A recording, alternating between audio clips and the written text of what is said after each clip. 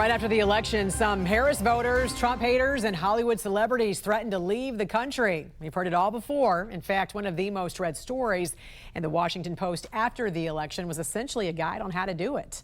Well, Armand Artan founded a company that helps those who want to leave for good get out. And he joins us right here on the National News Desk live from Berlin, Germany. Good morning to you, sir. Thanks for joining us here. Good morning.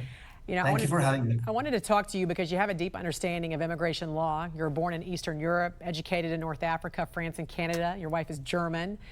You've lived with your children and wife in Dubai. Talk about the unique perspective you have with international travel, period, and dual citizenship. First, thank you for having me. I think the topic is of very relevance in today's world. For myself, I can say that in my family, from the last 4 generations, we have experienced every form of migration, from forced migration when my grandparents immigrated the Armenian refugee crisis in the beginning of the century, to my parents who immigrated from Eastern Europe to Canada, and myself who now live in Dubai and Germany by choice. So I truly understand relocating every 15 years or every generation into a different continent and what that means in terms of mobility, freedom, and how to really identify yourself as a citizen of the world or global citizen. Searches for leaving the country here in America after Trump won began to trend right after the election. I know you've seen this before. This is nothing new. Of course, GOP voters came out wanting to help those unhappy Americans leave. In one of the many articles about leaving the country, 5 countries were highlighted for their immigration process. It was Portugal, Canada, Australia, the U.S., and the UAE, the United Arab Emirates. Which country is the easiest, and what are some of the challenges? Well, I have to say that we have seen this before. I've been doing this for 20 years, and our company have seen every time when there is U.S. elections, but especially in the last 3 ones, a highest number of Republicans or Democrats who would say, if A win, I will leave. And this time, definitely, the gap was very extrapolated. 58% of Democrats said if Trump wins, we'll leave. I think it was half of Los Angeles, I think, at one point that said they would leave if he won, which some Californians are like, get out, that'll change the electoral in the future.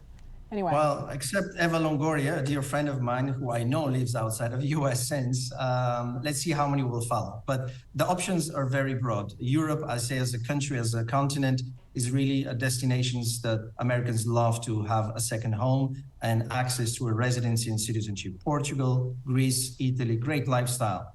Dubai has attracted a lot of the ultra high net worth people around the world in the last post-COVID years with extremely easy way of life, low taxes or no taxes, and very fast procedure to getting a 10-year residence called the Golden Visa. So I would say those are the most popular ones. Canada, for those who really want to relocate and stay close in the same time zone as the US, is an obvious choice. And the other extreme is Australia and New Zealand. Walk us through this process. Where do you begin? What are some common mistakes? How do you avoid pitfalls? Well, first of all, there is different categories of people who are looking for these choices, from the high net worth who can afford to make an investment and really accelerate that path to making an investment in any of those jurisdictions. So they have to select the right provider and advisor. There's few companies out in the world who are really at the same level of reputation and credibility as us. We're financially regulated in Canada and really know how to advise on financial instruments that will open up the world for you. Those who don't have the financial means are really going through another process, which is citizenship by descent. So anybody with a background in Portugal, in Spain, in Ireland, in Hungary can go and acquire citizenship because their grandparents came from there. So that is a much longer process. It doesn't cost you anything, but we are seeing a higher number as well of people searching and really finding the right advisor in those options. Armand, I want to talk very quickly about this this platform that you operate. It's the world's leading global mobility intelligence platform. It's called the Passport Index. What is this and what's the purpose? So even though I started with a very bad passport myself, with a Bulgarian, I have today 8 passports. So I can travel to 92% of the world without visa. But the ever-changing visa restrictions, electronic ETAs and e-visas are making very complicated, even with a great or multiple passports, to know where you can land without visa and without the ETA approvals.